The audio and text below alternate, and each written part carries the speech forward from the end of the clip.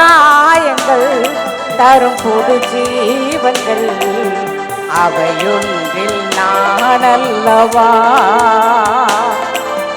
அவர் காயங்கள் தரும் புது ஜீவன்கள் அவையொன்றில் நீ அல்லவா. என் ஆத்மநேசரை பாடுவே அவர் தந்த ஜீவன்